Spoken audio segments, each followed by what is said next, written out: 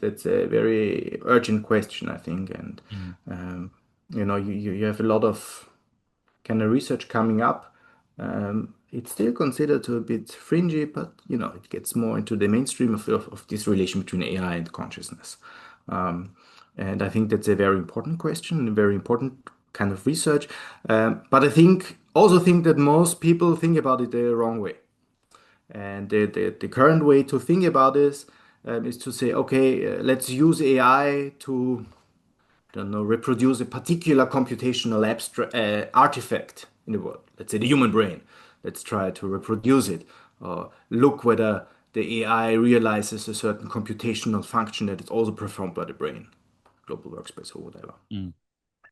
Um, I think that focus on one particular artifact, but it misses much more there is to say. I mean, consciousness is much bigger than that, I think.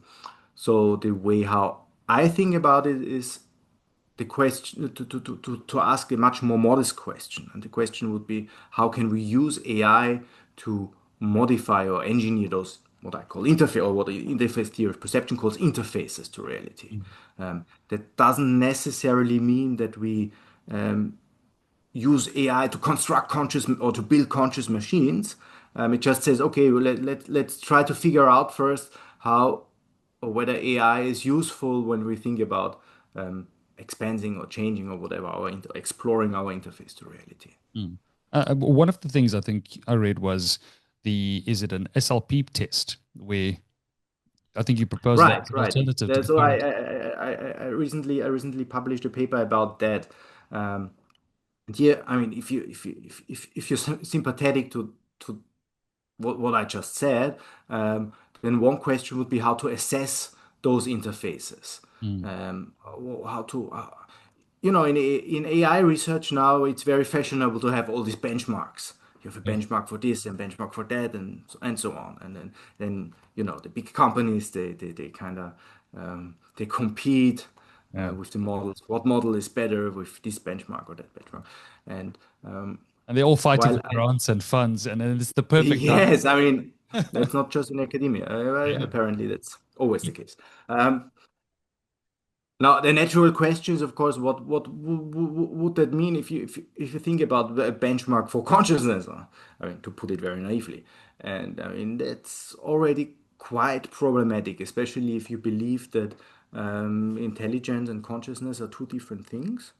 Then we could say, well, okay, those benchmarks are maybe that's an argument to have, but there are people who know more about these benchmarks than I do.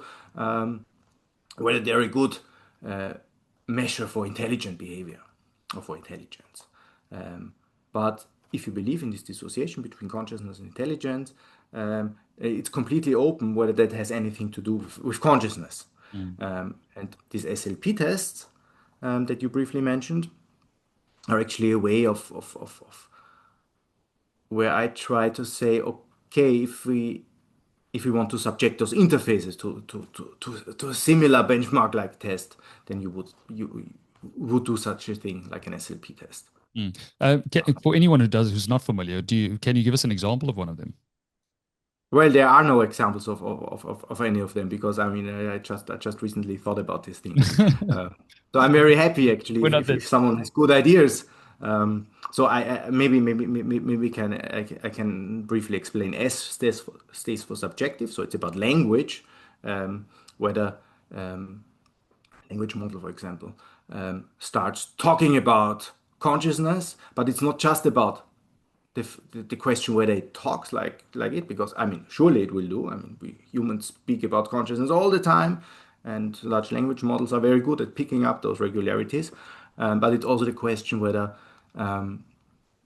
the fact that you talk about it also has an effect on the behavior, on or continued whatever modes of existence or processing of these things. The L test is very similar, but it's not about language, but it's about emergent types of behavior. Again, it's not the question of the behavior as such, or of the problem solving as such, but about whether this problem solving is kind of integrated into a larger process that is about the sustenance of this program. whether it continues to exist. And then the third test, the P test, P stands for phenomenology. It's this question how interfaces present data or structure data that they get, and whether that aligns with certain principles that you also find in the phenomenological literature. Well, this is a perfect call to action. If anyone's watching or listening, try and give us examples of an SLP test in the comment section as an alternative to the basic Turing test, of course.